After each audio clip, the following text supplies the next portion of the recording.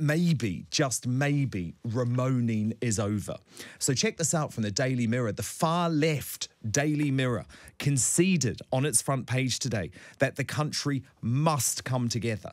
Now, this is the paper that has relentlessly campaigned to tear us apart for the past 3 years. They are waving the white flag. They are giving up. They may not have put it as the splash on their front page, but it's there, conceding the country has to come together. So, Annunziata, let me kick off with you. Is this a day to celebrate, for the country to come together? Finally, our national hell is over and we can reunite.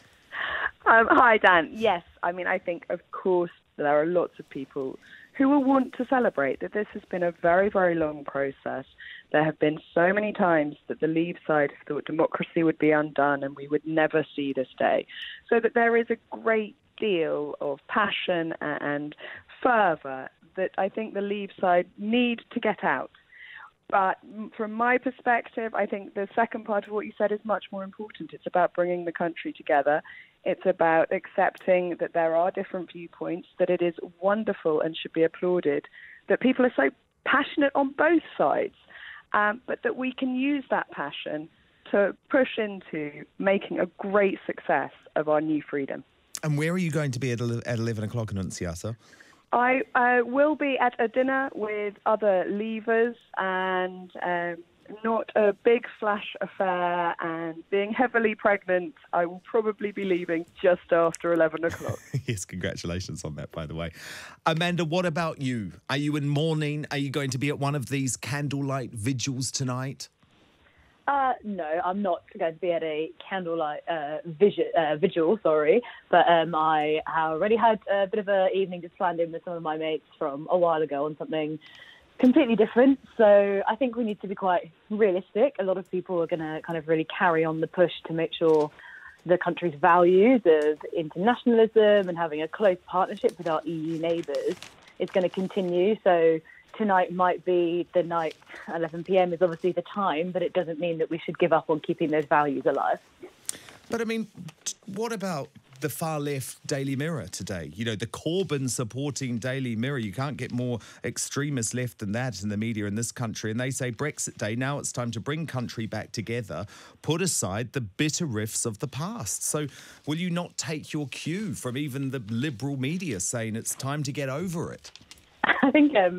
I think I would challenge the idea that there's no further left-wing media than the Daily Mirror in this country for a start. Well, in terms of national newspapers. We have to remember as well that a lot of young people who, you know, were overwhelmingly pro having a people's vote and were pro staying in the European Union, they've never been looking for anger and for disagreement. They've just been looking for an opportunity to be heard and to have their voice heard throughout this entire talk that's really taken place amongst the kind of elitist privileged within Westminster and the political establishment, like, for example, some of the other families who are kind of involved in all of this. But isn't that what happened on referendum day? Well, I think we've got to make sure we don't just define democracy by one day. Obviously, we want people to be engaged in our politics and our democracy every day, don't we? Not just on a day when there's a referendum and a general election. And I think to kind of say that actually people who maybe wanted to remain are the ones who have been really firing up all the kind of anger and like discomfort in this country is probably not quite true. Well, where to from here? Do you give up? I think it depends what you define by giving up, doesn't it? Like, sure. Well, are you going to immediately start campaigning to rejoin the European Union? I personally am not. However, I am going to make sure that I'm staying active in campaigns, for example, to make sure that we don't make the foolish move of removing ourselves from Erasmus, which gives young people from such a diverse range of backgrounds a wonderful opportunity educationally. And we need to make sure that things like that stay open to this country. So I'm not going to start a campaign to rejoin, but I am absolutely going to make sure that we don't close ourselves off and become anything like a Little England or a Little Britain. So is For Our Future's Sake over now?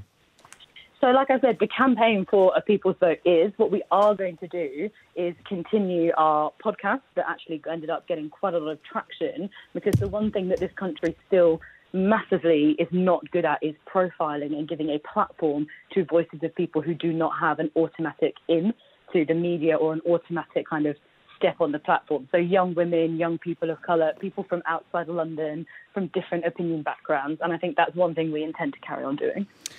Annunziata, let me bring you back in here because it does seem to be... So look, number one, the Remainers are essentially accepting their campaign is over. But one thing that I haven't liked is this whole idea that we now become Little Britain. And the other far-left newspaper in this country, The Guardian today, splashed on Brexit with the headline, Small Island. And I felt like, number one, you're putting us down. Number two, how on earth can you describe a country with 60 million people and one of the biggest business centres on the entire globe as a small island? It just doesn't really make sense to me. But this seems to be the new tactic now, accepting we're leaving, but actually putting us down for being a proud independent nation. You know what, Dan? I think that's one of the reasons that Remain failed to win.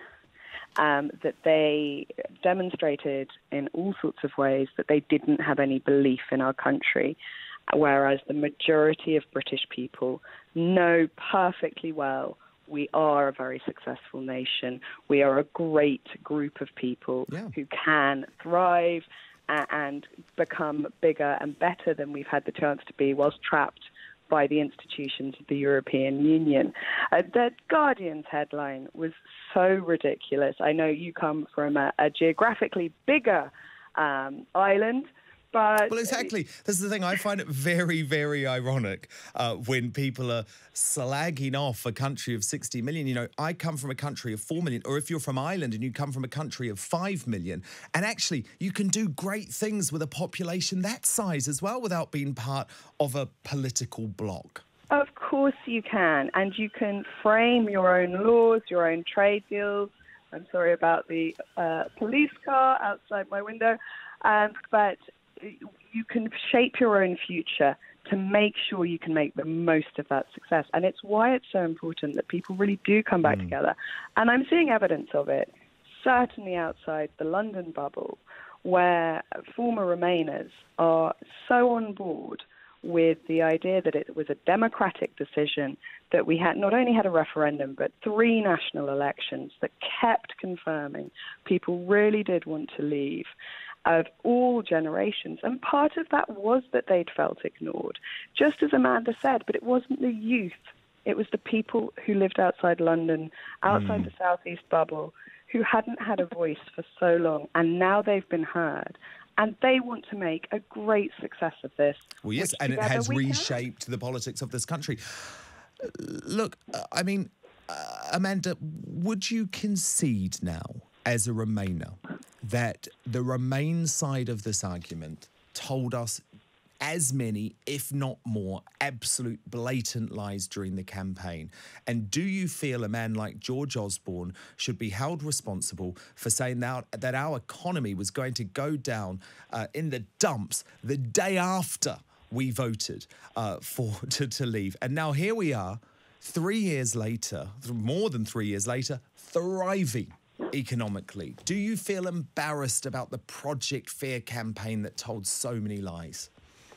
No, I don't feel embarrassed because I wasn't running it and wasn't involved. And just to make sure it's clear, I'm from North Cornwall, so you couldn't really get more Leave supporting if you tried. My entire family and most of our family friends voted to leave. And I think I would always push back and say, yes, I think there are a lot of exaggerations told on both sides, and probably some of the things that George Osborne said should have been better challenged, in the same way that I see some MPs who supported leaving are now having to very quickly clarify what they meant when they said we would have a brilliant trade deal from day one. Now, unless that's starting tomorrow and I've missed it, they also have some clarifications to do. No, good point. And actually, do you know what? I wish Remain... Oh, no, sorry, you make that point. Yes, what's that? So the one thing I just really wanted to clarify and say is I'm not the one on the call kind of calling people Remainers and Leavers. That is the kind of language that we have always said belonged in 2016. And it wasn't any of the FFS activists who called people that, because we are quite aware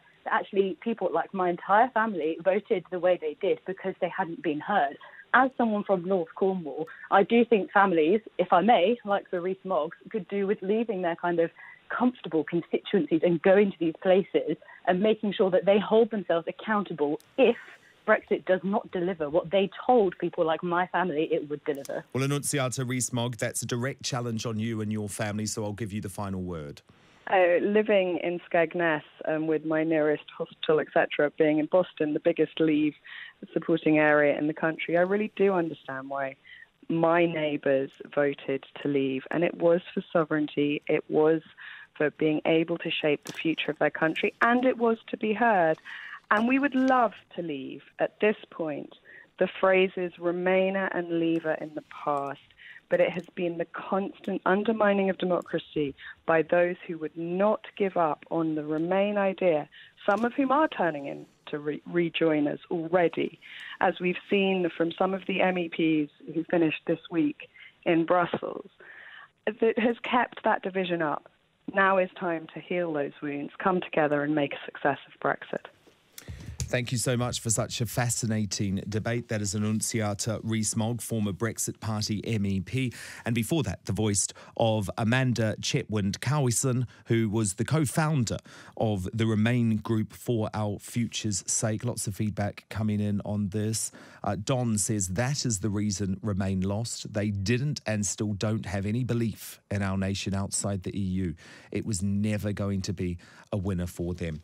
I'd love to hear from you this Brexit day as well. Is the Brexit debate over for good? Can we now strip off these Remain and Leave labels? Or in fact, will they stay with us and help reshape politics for the next generation? My phone number is 0344 499 1000, 0344 499 1000. We're going to continue the debate after the news. Tony Lloyd, who is the Labour Shadow Secretary of State. Charlotte, how are people going to be celebrating tonight? And also, what about our leaders? Where is Boris Johnson going to be? Well, there's a lot going on, particularly in Westminster tonight. There's a big party being held by Leave Means Leave. They've sort of got a festival set up with a big main stage with a lot of speakers. I'm told that pubs all over Westminster and Whitehall are already full of people drinking beers, so I imagine that's going to continue long into the night. It's a bit more subdued from Downing Street. Boris Johnson has given the media a statement to be played out at 10 p.m. tonight, and they're going to have a light show in Downing Street, but really the tone they're trying to set is not one of triumphalism. It's this attempt to say, let's come back together. That's why there's no big party going on there.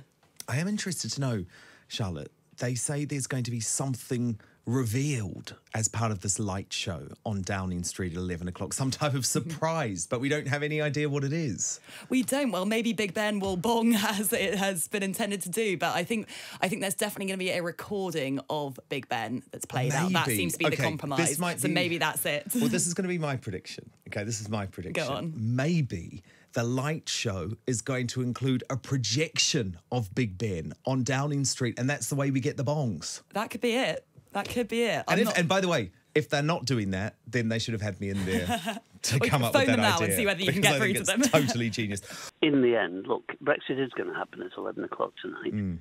What we've got to make sure is that the Brexit deal that we get at the end of not simply today, but in roughly 11 months' time, when the negotiating phase is over, if Boris Johnson is accurate, that we've got a deal that keeps my constituents, keeps people up and down the length and breadth of this United Kingdom in work, not just today, tomorrow, but for the long-term future. Now, that is going to be a tough task because Mr Johnson at the moment knows he has to face two ways. One, to keep us trading with our major trading partners in Europe, but his view that he can have this freewheeling round the world trade deal that will make us all significantly better off. When we've got the warnings from different people, the Mike Pompeo, the American Secretary of State in the UK this week, who's said that Donald Trump will insist that farming GM crops, chlorinated chicken are on the table, that Kim Darrett, the former ambassador to Washington, our former ambassador, saying that Donald Trump will insist that we end up paying American prices for our pharmaceutical drugs. Well, you know, those are pretty difficult things for people, I mean, almost literally to swallow in that case. And so... But isn't it interesting, though? Some hard choices. Isn't it interesting, though, when you look at it, Tony Lloyd, that a lot of the commentators are saying, well, look, if you want to blame anyone for the hardness of this Brexit. James Kirkup, for example, in The Spectator this week, who is a Remainer, by the way, he says you actually can only thank the Remainers because this hard deal came about because Remainers in your party refused to accept the idea of a more moderate Brexit. No, there was always choice. I mean, the Remainers in different parties had made different decisions and up and down the country. Labour did make it clear that part of the deal that we wanted to put on the table, and this is what we said at the general election, I can't rerun the general election, but was between a Brexit deal that would have kept us in alignment with the European Union or the capacity for people to vote again. Now, that's gone, but we were very clear that if we have a Brexit deal, it needs to be... I'm not sure this term soft Brexit makes any sense, but let's talk about a jobs-first Brexit. Let's talk about a Brexit that doesn't see us paying inflated prices for our pharmaceuticals, because those are really, in the end, they're going to be what my constituents look to me to deliver. But actually, frankly, they'll be looking to Prime Minister Johnson to deliver. So it's not a day for anything other than, I think, today, very sober thoughts about how he as Prime Minister takes this country forward in the tenure he's got as Prime Minister. But it's an awfully awesome sense of duty he needs to have. It isn't triumphalism. It's one recognising that some very, very difficult negotiations to be had. But what about Labour's policy position on Brexit going forward? Where do you now stand on this great debate as a party? Do you accept that Brexit has happened, or do you consider a policy position of rejoining? No, look, I mean, at 11 o'clock tonight, the United Kingdom will leave the European Union. For good, you accept that? Well, look, I mean, for a sufficiently indefinite future, I can't tell you what people will decide in a generation. Of course I can't, but we've got to plan around the practicalities of where the UK will be in 12 months' time, in 2 years' time, in 5 years' time, and that will be outside of the European Union. But obviously, Keir Starmer, the favourite to become the leader of the Labour Party, he's as much of an arch-Remainer as you could possibly get. Well, I was a Remainer. I voted to remain in the referendum, but we lost. And, as commentators have pointed out, we went on to lose the general election. Boris Johnson has a mandate to deliver Brexit, but not a mandate to deliver a Brexit that's not in the national interest. And it's the national interest that's got to drive Labour. But frankly, it's the national interest that's got to drive the way that Labour will scrutinise this government, and the way people like you will as well, because obviously the media will be important. The government's got a big majority, but the government still has to account through Parliament, through the media, to the British public and say, look, always, and this absolutely. Is what we're trying, and this is what we're trying to establish, and this is why it will keep the jobs in a town like Rochdale, that I represent, but in the financial sector in London, the fishing industry, all the things that Mr Johnson has promised, he's now got to start to deliver on. Tough test, and realistically, he's got to make his mind up that as to how he negotiates, and it can't be simply by racing for an unacceptable trade deal with Donald Trump. It has got to be about making sure that our car industry, for example, still has the just-in-time capacity to deliver across the channel to our European neighbours, who are our biggest trading partners. So those are the real issues that are going to kick in now. The time for rhetoric, the time for flamboyance has gone. Boris is good at those things. Actually, he's got to prove now he's a good negotiator, and that's going to be a big test for him. But do you think it might be more important for Labour to look to a leader like Lisa Nandy, who isn't so associated with the Remain platform? Well, I mean, look, I've made my own nomination of Lisa Nandy. That's not a secret. That's on the public record. However, it is the Labour's members who will choose the next Labour leader, and whoever the next Labour leader is. I mean, Keir Starmer is, as everybody knows, a phenomenally skilled parliamentarian. He tied the last government off times in knots. Now, it's not just about politics for politics' sake in this. It is about making sure we're saying to the government, if Keir's leader, if Lisa Nandy's leader, if Rebecca Long-Bailey or Emily Thornberry as leader, that we will be holding the government's feet very firmly to the fire. That's what oppositions do. We've got to up our game in this crucial time for this country of ours in opposition, and make sure that it isn't about our voice being heard, it's making sure the interests of the British people are heard, and that the Prime Minister is having to respond to those demands. That's what politics ought to do, not opposition for opposition's sake, but principled opposition that says, government, prove you're operating in the national interest. And where will you be at 11 o'clock tonight, Tony Lord? I will actually be at something my local constituency party has got by way of a post-Christmas event. It's neither Brexit celebration nor Brexit commiseration. It will be simply good friends getting together. But look, do you think Brexit Day is finally going to bring an end to all of the division in this country? Is the Brexit debate over for good after what has been a fairly hellish 3.5 years? How do you think your life will change outside the European Union? And will we and should we ever rejoin? 0344 499 1000 is my number. But let's kick off today's conversation with Suella Braverman. She is the Conservative MP for Fareham and also the former chair of the European Research Group, the ERG, of course, so influential in terms of keeping the pressure on the Tory party to make Brexit happen. And so today, Suella, I know the Prime Minister doesn't want to get too much in the party mode, doesn't want to be too in the face of Remainers, but do you feel it's a time to celebrate?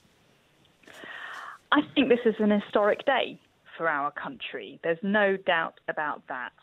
And it's a culmination of a huge amount of work, argument, and not a little bit of anxiety as well amongst many people. So it's actually, I think, for many people, a relief that we have certainty. And I think it's an honour that it's this Conservative government under Boris Johnson that is delivering on a promise which was made at the general election.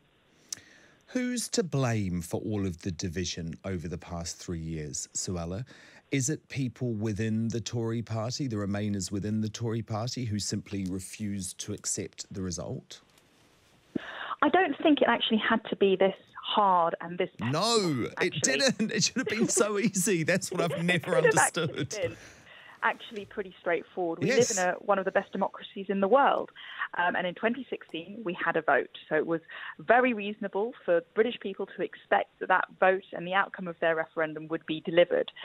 And the reason we had such a tortuous route to the 31st of January is because, unfortunately, there were members of Parliament who reneged on their manifesto pledges, such as we will respect the result of the referendum, who decided that they knew better than the majority of British people in thinking that a second referendum would be the right thing to do. And I do think that that was the main reason why we had this kind of agony over the last few years. No, absolutely. I completely agree. And I just wonder how, looking back, how difficult it was for the ERG, because yes, now the Tories are clearly a Leave party, but it wasn't always that way. And there were times when your organisation or your sect of the Tory party was pilloried and you were considered extremists. Obviously, you have changed the shape of the Tory party, but how difficult was it for you to join, for example, and for you to make that decision to campaign for Leave?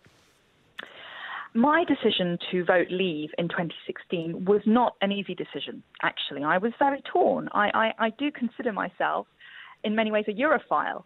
I have a lot of French connections. I speak French. I have a lot of family in France. I've spent time living there. So I never questioned EU membership until I worked as a lawyer for many years, where I saw the ill-fitting dominance of EU law in our courts and over our people. And then when in early 2016, David Cameron didn't manage to get a fundamental renegotiation with the EU, not for want of trying, I hasten to add, but because the EU failed to give him anything meaningful, I was left with no option but to back Leave. So I was my heart said Leave, my head actually said Remain, because I was a new MP and I didn't want to disagree with my new boss, David Cameron, at the time. But I followed my heart And so it wasn't an easy decision, but I'm really glad that I did follow my heart, and I followed the voices of people in my constituency of Fareham, which also voted by a majority to leave.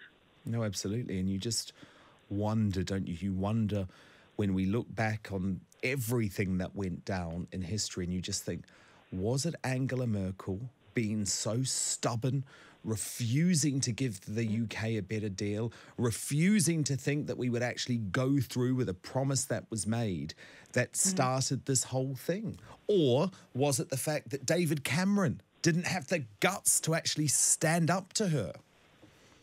I actually think it was the EU's fault in that situation. I think we had one of the best men for the job to go out there and bat for Britain. And I was a big supporter of David Cameron. But they didn't take us seriously, did they, the EU? That's Exactly. the issue. They offered us crumbs, and they didn't think that we would ever seriously vote to leave the EU. They didn't think that Brexit was a threat, and they underestimated the British people. And where will that you was be? their mistake. No, and then you do that at your peril, as this situation has proven. Where will you be at 11 o'clock tonight, Suella? Where will I be? Well, I've got an arrangement with ITV. So I will be You're going to be in an working. ITV studio this evening, and I'm told that it finishes at 10:40. So I will try and make my way to a small party, but I have every worry that I'm going to be stuck in traffic at 11 p.m. tonight. You almost certainly will if you're in London. Well, good luck. I hope you have fun. Make sure you're tuned in to Talk Radio at that point. Suella Braverman, the Conservative MP for Fareham, of course, former chair of the European Research Group. Someone probably not celebrating at 11 p.m. tonight is KIRSTY BLACKMAN. She is, of course, SNP's deputy leader in Westminster. But KIRSTY, some news for the SNP to celebrate today. This bombshell poll showing that support for independence in Scotland above 50% for the first time in years. Is this an outlier, or will you tell me right now that genuinely more than half of the country, half of Scotland, wants to cut ties with the UK? I don't think it's an outlier. I think it's the direction that the people of Scotland have been moving in for some time. You know, an awful lot of people voted in the independence referendum in 2014 because they wanted to keep EU membership. And obviously, the game has changed completely since then. We are in a completely different set of circumstances. And people that I've spoken to, people that I've known for a long time and I never imagined would possibly ever move towards supporting independence, now feel pretty strongly that Scotland should be an independent country. And, you know, you saw in 2019, the general election, that we got a higher percentage of the vote in Scotland than Boris Johnson got in the UK. We got 80% of the seats. And that's because people want Scotland to have the right to choose our own future. So what level do you think the support has to get to? I mean, I know you want it right now, but just be realistic with me for a second, KIRSTY. What support do you think Boris Johnson will have to see in the polls for him to even consider changing his position? Because, of course, he wrote that letter to Nicola Sturgeon. He said, absolutely no way, just forget about it. Does the support for independence, for example, have to get to 60%? And then, when it's a very clear majority, do the Tories have to start taking it seriously? Because you've got to admit, 51% is very much in the margin of error zone. You know, that's a question that you should be asking Boris Johnson. I mean, if he believes that he's got a mandate for delivering his Brexit with a lower percentage of the vote than we got, then we've certainly got a mandate for giving Scotland the right to choose our own future. The Conservative Party position on this is completely untenable. They cannot continue along the street when they know we've got a mandate. They know we've refreshed that mandate twice since 2016, you know, and they know we're in a position where the Scottish people, whether or not they believe in independence at this point, they do believe that Scotland should have the right to choose our own future, and the decision should be made by the people in Scotland and not by Boris Johnson or any other UK Prime Minister. But what my concern is, KIRSTY, is how can you tell a group of people that we're having a once-in-a-lifetime vote, a once-in-a-lifetime referendum, only to have another one a couple of years later when the result doesn't go your way? You must understand why a lot of people have doubts over that concept. And nobody said once in a lifetime. Alistair Jack has been using the phrase once in a lifetime, the new Scottish Secretary recently, but nobody said that at the time of the referendum. That was not a phrase that was used. You know, we have said, we said in 2016 in our manifesto, we said that if Scotland is dragged out of the EU against our will, then we reserve the right to choose our own future in an independence referendum. That was written into the Edinburgh Agreement that was written for the previous referendum. It was written into the Smith Commission. That was the agreement that was forged after the 2014 referendum. All of those things said that it should be the people of Scotland who should be able to choose the future for Scotland. Well, in that case, Kirsty, do you accept that the only way Scotland would ever gain EU access and EU membership would be to adopt the failing and the very risky euro currency? There's not a necessity for people to adopt the euro in order to be part of the EU. No, there is. There is now. The EU have been very clear on that. They're not going to take new members that don't accept the EU as their currency. Croatia doesn't have the euro. Croatia's an EU member. It's joined the EU. It doesn't have the euro. No, but the EU have been clear that new members will have to adopt the euro currency. The EU have said that members have got to promise to join the euro. Correct. But there is no requirement for members to join the European exchange rate mechanism. And you cannot join the euro until you join the exchange rate mechanism. Now, we've been really clear that we don't want to join the euro.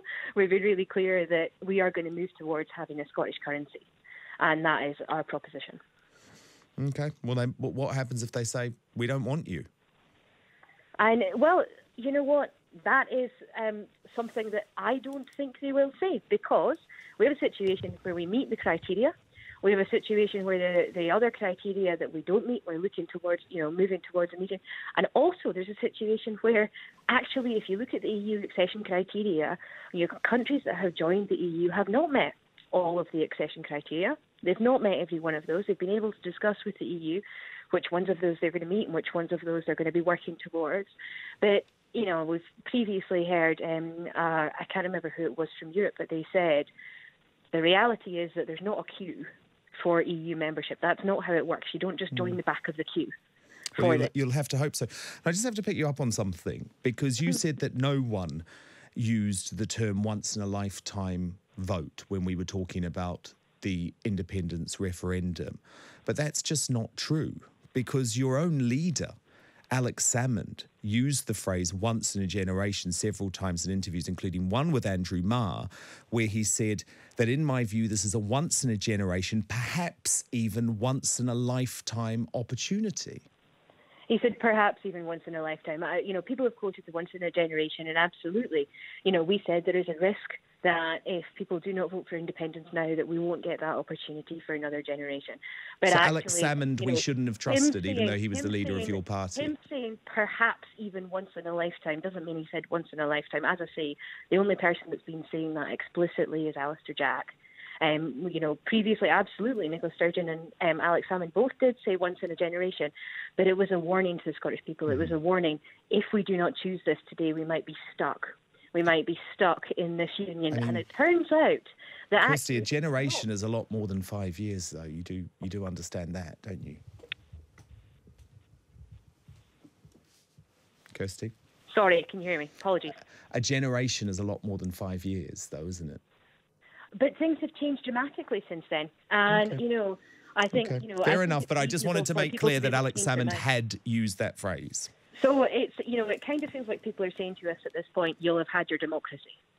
It is. No, I appreciate your point. And as I said at the start of the interview, you should be very heartened, because that poll backs up what you're saying. Yeah. So I'm giving you that. Don't get me wrong, I'm giving you that. But I just also... you can understand why there are these worries about another referendum, because we've just got through one, Kirsty, and it was so divisive. But look, you should be very heartened by that poll. Thank you so much for being on the show. Can I just ask Kirsty quickly before you go, where are you going to be tonight at 11 o'clock? You're going to be joining a candlelight vigil. Apparently some people are having candlelight vigils. I'm not. I went to one at 1 o'clock this afternoon in the centre of Aberdeen, but tonight at 11 p.m. And it was a vigil. Was everyone depressed and disappointed? Yeah, absolutely. I will be at home in my pyjamas, feeling sad, and I'm probably going to have some ice cream. Oh, no. Well, have the ice cream, but have the ice cream for fun, because it's going to be okay. I promise you, it's going to be a brighter future. Don't you worry, okay? Yes, we will have an independent Scotland in Europe, and that will be better. Okay. Less than 5 hours to go now. 4 hours, 41 minutes, and someone who is very happy about Independence Day finally arriving.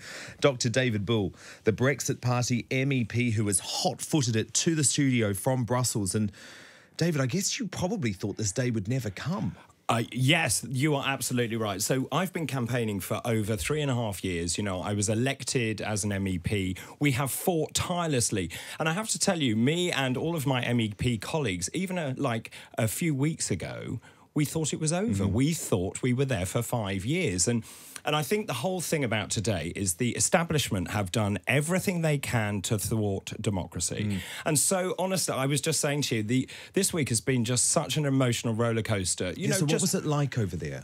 On a personal level, when you fought so hard for something, and we got to that final vote, so that was on Wednesday, and we obviously discussed how we would vote as a group, and we decided that we would trust the Prime Minister, that we would vote for Brexit. I think it was untenable for us to be a purist and not vote for that deal, because that would have led... I'm glad you did that. Well, we just felt it was the right thing, and we have to trust him now. And he's making all the right noises. But anyway, so...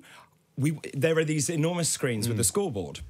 And so I pressed my button, and then we looked at, and literally it was like, the most incredible reality show. Well, it is the most incredible piece of reality. And it all went green, pretty much green, 600 and something votes. And I couldn't believe it. And then we were caught up, and then there was Auld Lang Syne, and all the other European parties started applauding, because what people here don't see is there are many other countries who are very friendly with us, who are also Eurosceptic. Well, I was going to ask you about that. But can I just say, as I left the building, and I left the building, and as I walked out into the air, I just burst into tears. Really? It was, and I didn't realise I would do that. Because it was such a visceral reaction. Yeah. And the fact that it had finally happened. I mean, it's interesting you say that, because, of course, the narrative over here, and you could say this is the narrative from the liberal media, has very much been that the reaction from Brexit Party MEPs, the flags, did not go down well in the Parliament, that people were angry about it and that it was a breaking of the rules. Well, no. In fact, we're not the only country to have had our flags out. Many countries had their flags out. And until Ursula von der Leyen came in, no one bothered about it. She then declared that, under this federal regime, the only flag is the European flag. And, of course, that goes back to the other issue of the European national anthem, which we've never voted for. Now, you can argue that when we turned our backs right at the beginning, it was something I personally was uncomfortable with.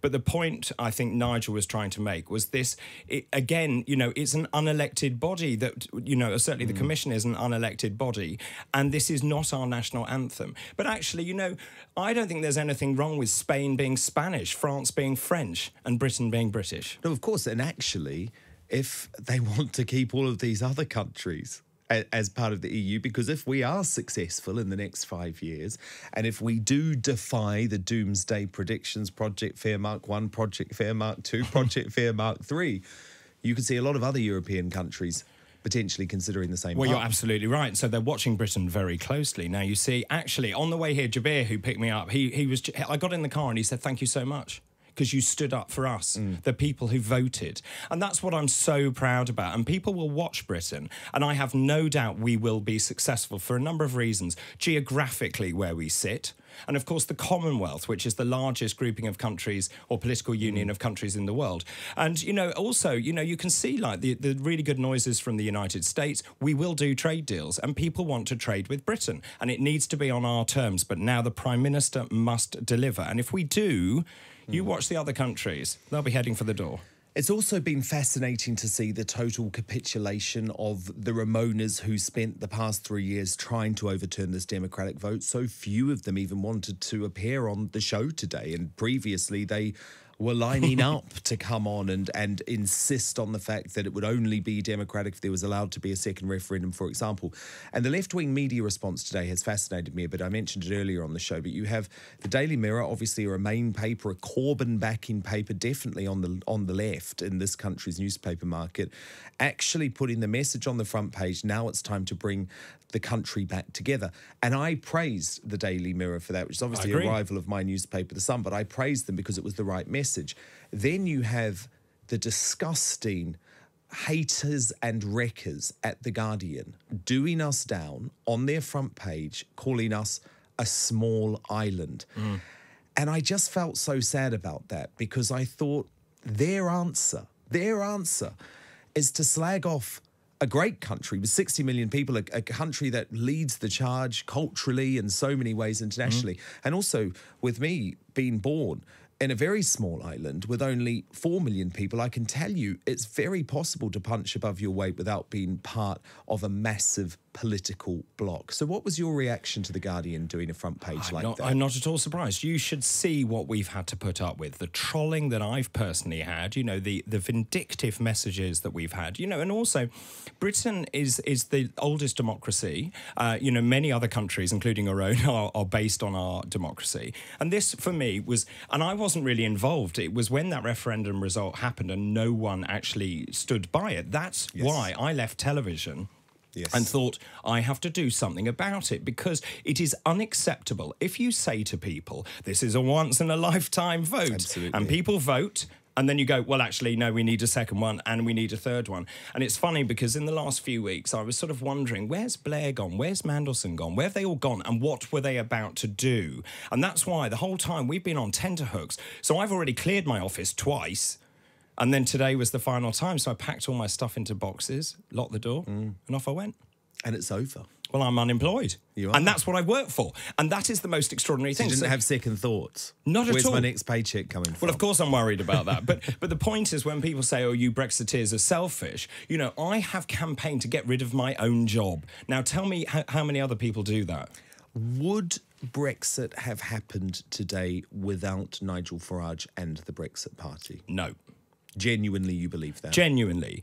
I never... Because Boris Johnson wouldn't be Prime Minister. Boris would not be Prime Minister. And, you know, I never thought I would be on a stage with Nigel Farage. He's not someone that I would naturally be aligned to.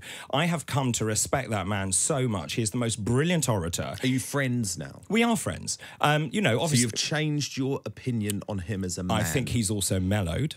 You know, obviously we don't agree on some things, which we have very rumbustious discussions about over dinner. But the idea that I'm sitting... But he's gone mainstream. I think Nigel's been right all along. And actually, you know, you have to admire him. You know, So maybe he hasn't moved... Or maybe but we've the moved. narrative and the country has moved. A little bit. I mean, I also, you know, we've had incredible discussions. And if you look at the Brexit Party, we really are. It was all about changing politics for good. It was about people from all political spectrum coming together. You know, you've got Claire Fox right on the left, who's my colleague in the Northwest. You've got people like me who are real centrists. And you've got people like Anne, who is, you know, more right of centre. So what now for Nigel Farage and the Brexit Party? Will you remain part of this new Reform Party, which Nigel has discussed? Well, I need to earn some money. So you know, it's really interesting. When you become involved in politics, you're polarised, aren't you? And certainly in television, you know, it's not an easy mix, that. They might not want to touch you now, Well, they don't want to touch me at the moment. Because they're liberal television executives. Correct. So I've lost every job so far. So the thing is, I think from the Brexit point of view, we'll watch Boris. We are sort of going, I think, what did Nigel say? We're going into hibernation. And we will watch. And if he doesn't deliver, we will be back. And you can see the people power tonight. You know, thousands amassing on Parliament And you will Square. be there. I'm going straight from here to there. There are television crews from around the world. This is a really an historic day. And I'm so thrilled and proud to be part of it. And I think, you know, we will keep Boris's feet to the fire. Make sure he delivers. And if he doesn't, he's in trouble. Well, I have to share some messages that we've had in today and get your response to some of them. So this was an anonymous message in, but I wanted to read it out because they were taking issue with something I did, and I want to know what you think about it. I find it disrespectful to hear you, Dan, calling those who use their democratic vote to remain Ramonas. Many of those voters respected our democracy, and yet today your journalists choose to patronise and ridicule people's right to disagree. It's very divisive. Please bear that in mind when you laugh at Happy Brexit Day. So do you believe, David, that we should stop calling people who want to rejoin the European Union Ramonas like I do have actually, today? because the vast majority of people who voted Remain also abide by democracy. It's this tiny fraction that have become extremely vile, hurling abuse around. And actually, I've had so many messages from people saying they voted Remain, but they respect the democratic results. So, and also, I don't want to say we've won, but I think we have had the best outcome for the country. We now need to come together as a country and to move forward, because it has completely divided families, and we need to pull everyone back together and actually believe once more in Great Britain. Well, this is interesting from Dio on a similar note. So she says, today is Brexit Day, but it's not a cause I will celebrate. I hope Brexiteers do get satisfaction. I don't begrudge them that, but not my Brexit at all. So, in fact, she's sort of taking a middle ground path there. And it's a tricky one for us, because because we do believe we've had the right outcome. And I equally want to celebrate that. But I don't want to do it in a way that, rubs people's noses in it, because I'm aware that 48% of people are not happy. Although you still do have people who are very aggressively on the Leave side. So, Holly, this is in regards to whether the European Union will give us a good trade deal, says couldn't care less if we get a deal or not. Let the EU mafia beg us for a trade deal. 98% of our businesses don't trade with them anyway, yet the EU rely on us for survival. Let them eat cake. Well, it's interesting because the mood in the European Parliament has changed.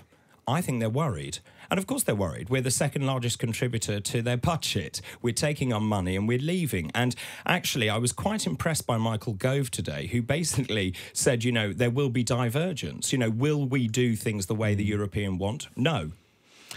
Paul Smith, he says, I am Dutch and I will celebrate Brexit with my Irish and Greek friend, and we will hope it is the first step to the final end of the EU SSR. Now, that is very interesting because, of course, Holland has a huge Eurosceptic movement. In fact, I was with some Dutch people last night.